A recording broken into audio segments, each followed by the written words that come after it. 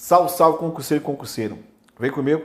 Assunto dentro do tema concurso de pessoas que envolve a parte geral do Código Penal. Eu vou entrar com vocês agora envolvendo a participação. Lembrando o seguinte, gente. Quanto à participação, se você pegar a teoria objetiva formal, pela teoria objetiva formal, o partícipe é aquele indivíduo que contribui para a prática do crime, mas sem realizar o núcleo do tipo. Ou seja, ele pratica uma conduta acessória, ele participa na empreitada criminosa, mas ele não realiza o núcleo do tipo. E eu sempre falo para meus alunos que a teoria objetiva formal, ela deixa uma falha porque ela não consegue responder referente à autoria imediata. Porque na autoria imediata, o indivíduo ele vai ser considerado autor, mas ele não vai realizar o núcleo do tipo. Tudo bem? Então, pela teoria objetiva formal, partícipe é aquele que contribui para a prática do crime, mas sem realizar o núcleo do tipo. Praticando uma conduta acessória, induzindo, instigando ou auxiliando. Para fim de concurso público, o ideal é você pegar essa diferenciação pela teoria objetiva formal, que é melhor, que você vai ver as questões mais nesse sentido. Mas, além da teoria objetiva formal, você pode se deparar com a teoria do domínio do fato. E pela teoria do domínio do fato, partícipe é aquele indivíduo que contribui ali para o crime, mas ele não tem um domínio final do fato, tá bom? Então a diferença é só essa aí, básica. Então vamos seguir o quê? A diferenciação entre autor e partícipe envolvendo a teoria objetiva formal. Então você vai pegar como referência partícipe, seria envolvendo a participação aquele indivíduo que contribui para a prática do crime, mas praticando uma conduta acessória. E ele pode auxiliar, por exemplo, ó, através de um auxílio moral, vamos colocar aqui, ó, ou através de um auxílio material. Então, para o auxílio moral, o que ele pode ser responsabilizado? Através da conduta, ó, trazida pelo verbo induzir. Induzir significa o quê? Nascer a ideia na cabeça da pessoa da prática do crime. Tá vendo aqui, ó? Induzir. Fez nascer a ideia na cabeça da pessoa da prática do crime. Ele induziu. Isso seria um auxílio moral. E instigar é reforçar uma ideia já pré-existente. Reforçar a ideia já pré-existente. A pessoa já tem ideia na prática do crime e ele só o reforça, ele instiga. Lembrando o seguinte, que essa contribuição, esse auxílio moral, que também é chamado aqui, ó, de participação moral. Então, auxílio moral, participação moral, tem que ser em cima de uma pessoa determinada. Então, ele vai induzir uma pessoa determinada a realizar a prática do crime, fazer nascer a ideia na cabeça dela. Ele vai instigar uma pessoa determinada, porque se ele incita a prática de um crime ao número indeterminado de pessoas, ele pode vir a ser responsabilizado pelo crime previsto lá no artigo 286 do Código Penal, que é denominado de incitação ao crime. A incitação ao crime é um crime contra a paz pública que envolve um número indeterminado de pessoas. Agora, quando ele induz, instiga uma pessoa determinada, ele pode ser partícipe, desde que tenha ali o início dos atos executórios e desde que tenha a presença ali de um fato típico ilícito. E agora, de acordo com a doutrina mais contemporânea, tem a culpabilidade também. Já vou entrar nesse mérito aqui. Então você sabe que a participação ela pode ser uma participação moral, através de um auxílio moral, induzir, fazendo essa ideia, instigar e reforçar uma ideia pré-existente. Por exemplo, vamos supor que o cara vai ser partícipe, ele chega assim para a pessoa e fala assim, cara, poxa, você tem que matar João. Aí B fala assim, mas por que eu tenho que matar João? Pô, cara, tá sabendo não? Ele, não. B tá dando em cima da tua mulher, cara. Toda vez que você sai de plantão para trabalhar, ele vai lá, bate na tua casa, na porta da tua casa. Para tentar o quê?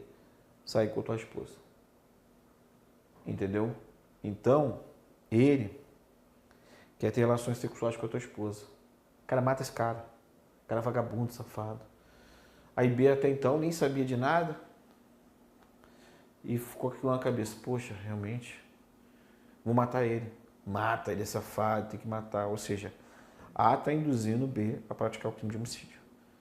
Se B vai lá e mata, A vai ser partícipe.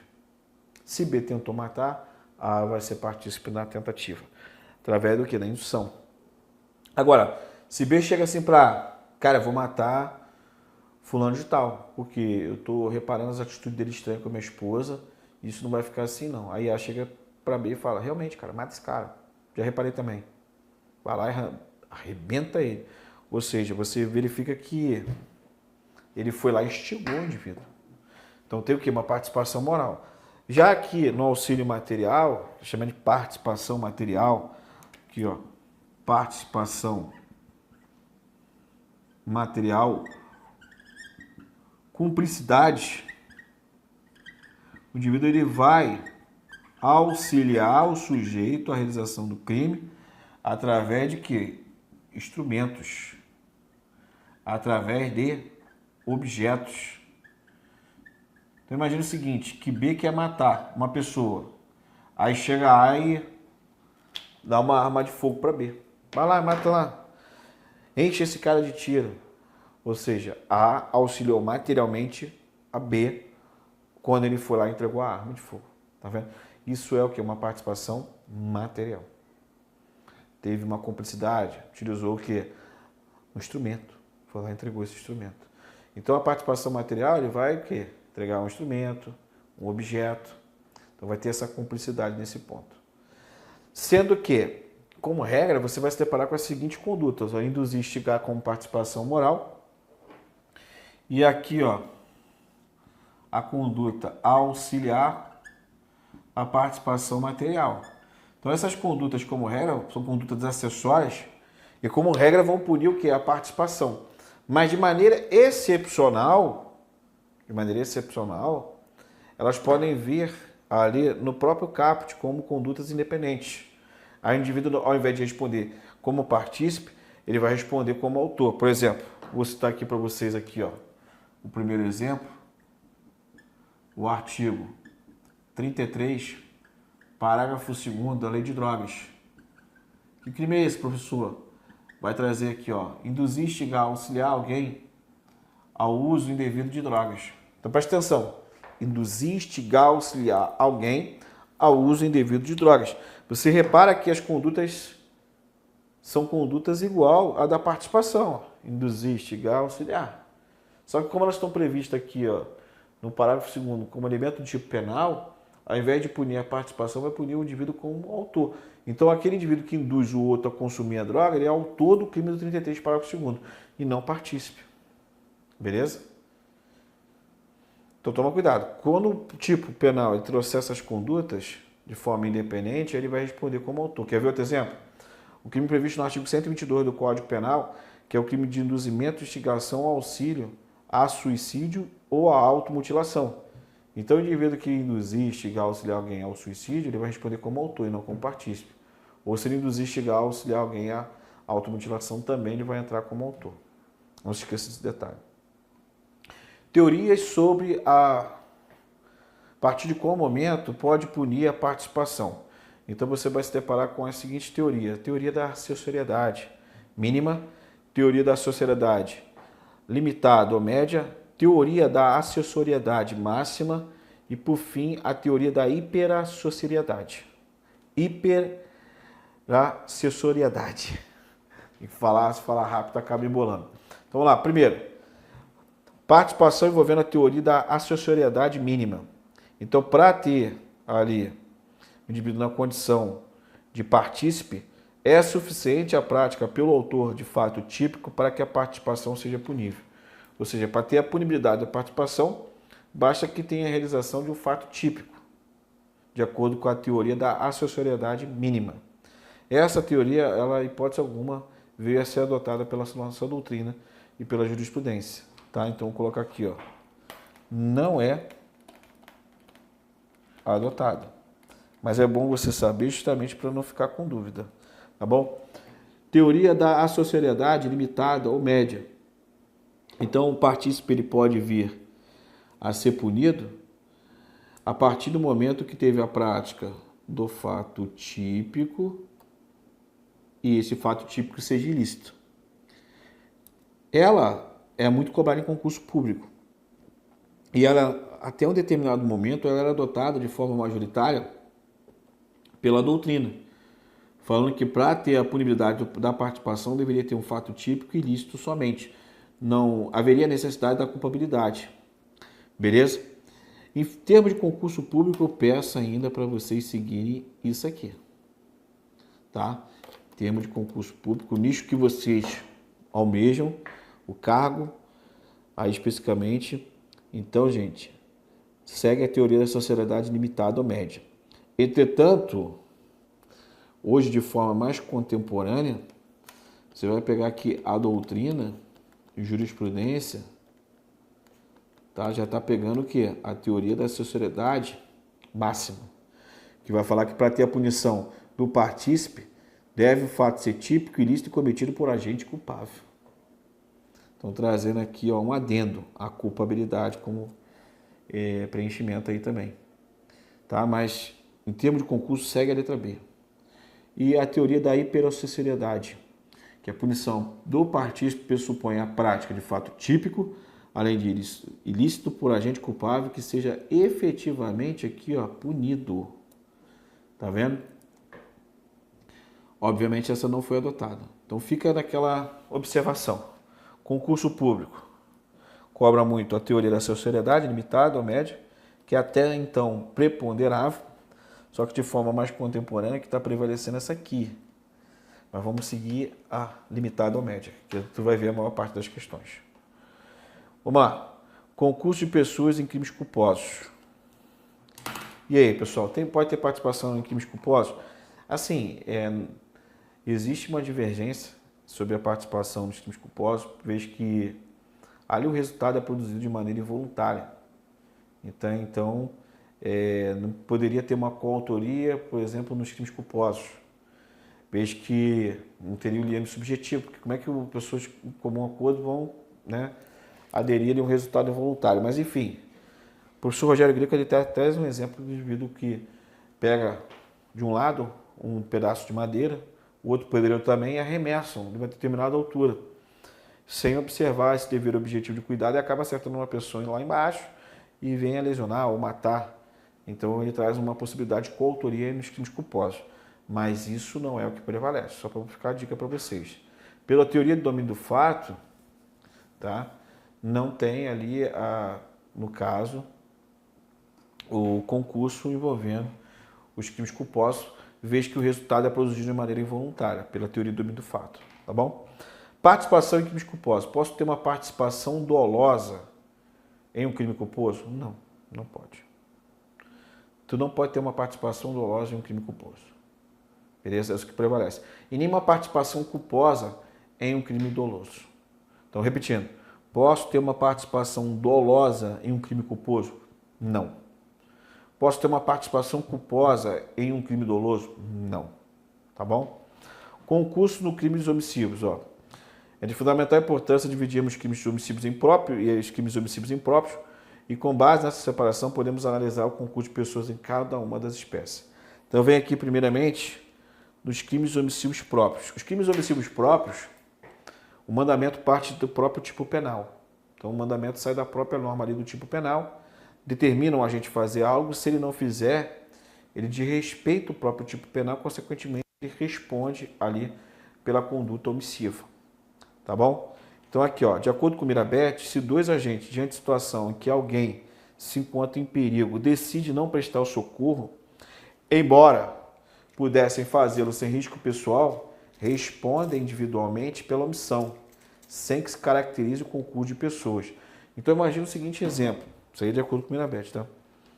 Seguinte exemplo, dois indivíduos se deparam com uma pessoa ali precisando de socorro, porque tinha se acidentado. Qual é a obrigação deles? O dever de solidariedade, prestar o apoio àquela pessoa, e eles resolvem não prestar. Vamos não, deixa aí. Então, cada um vai responder de maneira independente, de acordo com o Mirabete, não vai ter o vínculo subjetivo ali. Cada um vai responder de forma independente pela omissão de socorro.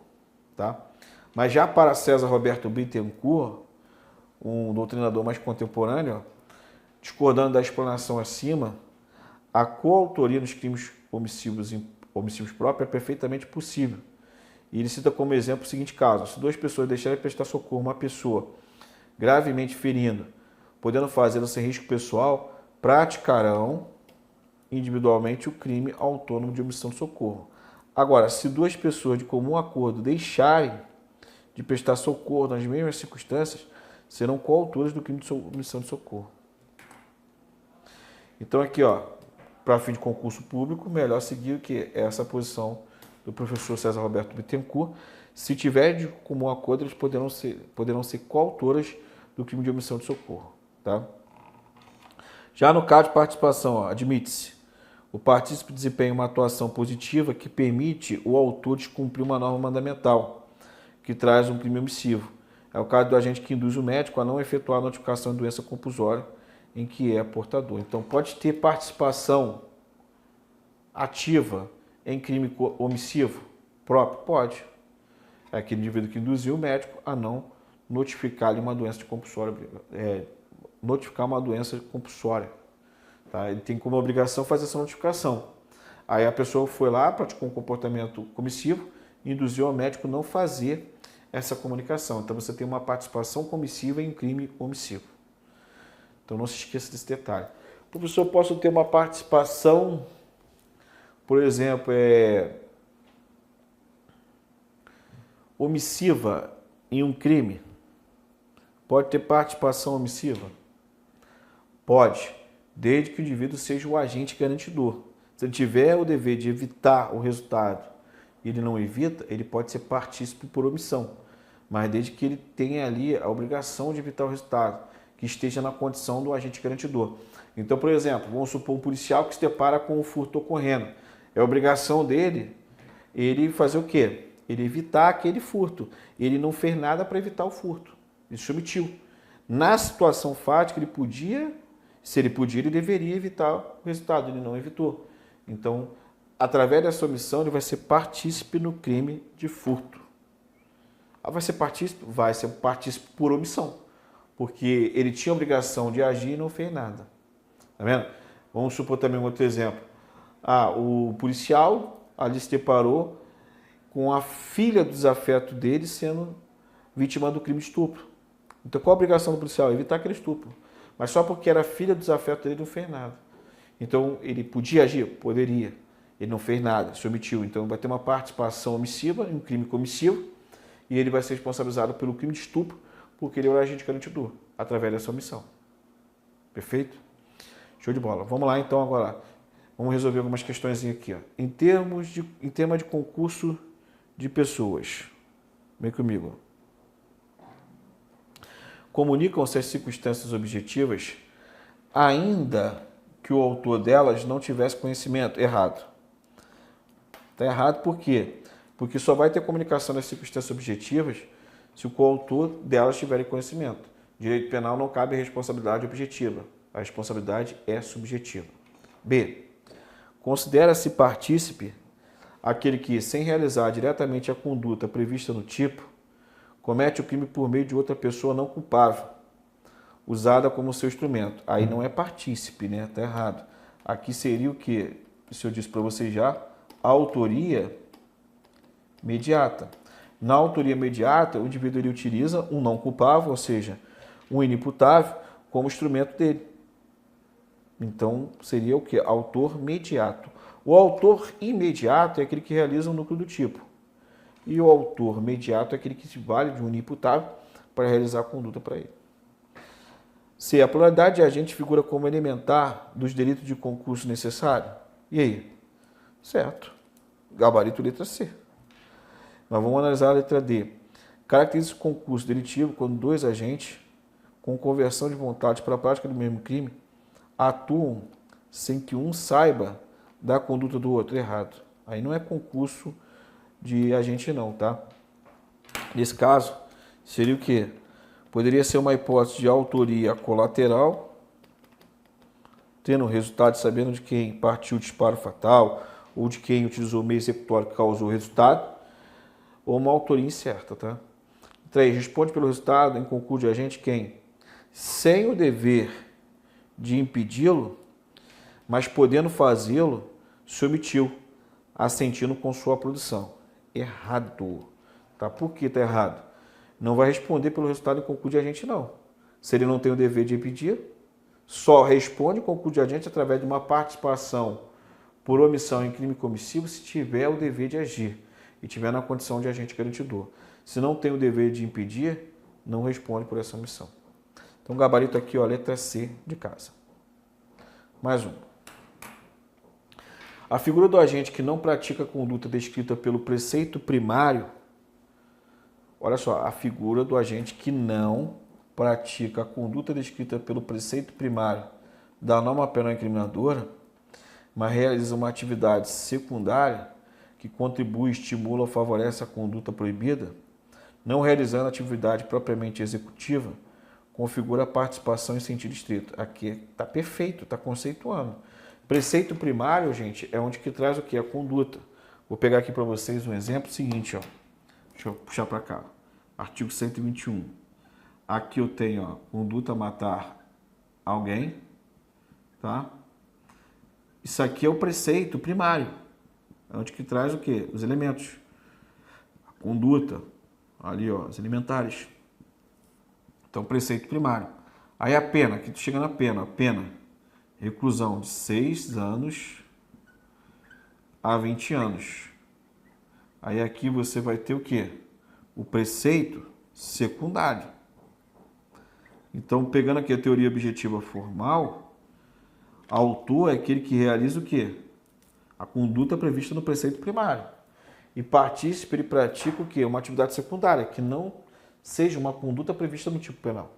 Porque se tiver prevista ali no tipo penal, a conduta, e ele realiza aquilo que está ali, ele vai ser autor. Então, partícipe é uma atividade secundária, ele vai induzir, vai instigar ou auxiliar, a não ser se a indução, a instigação ou auxílio tiver como elementos do próprio tipo penal. Mas volta ali. A esse respeito, considera que JJ, J.A e PE ingressem na casa de MS para subtrair bens.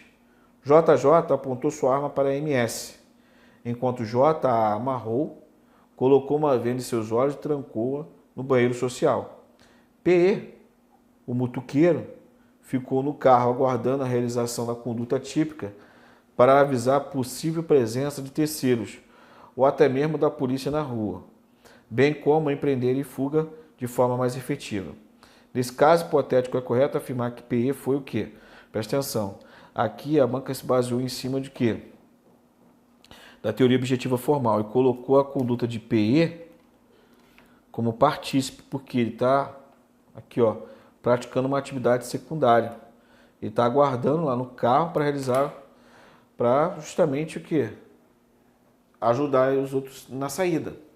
Ele não está realizando o núcleo do tipo. Quem realizou o núcleo do tipo foi JJ e JA. Então, JJ e JA são coautores no crime de furto. E, no caso, PE é partícipe. Isso pela teoria objetiva formal. Se fosse pela teoria do domínio do fato, daria para colocar o PE como autor funcional. Mas aqui perguntou isso como referência, envolvendo o quê? A regra.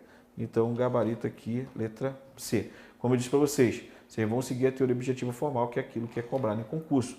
Então, isso aí que é importante mostrar para vocês aquilo que efetivamente vai ser cobrado mais em concurso, para vocês se adaptando. Beleza? Então, eu vou encerrar esse bloco aqui envolvendo o tema participação.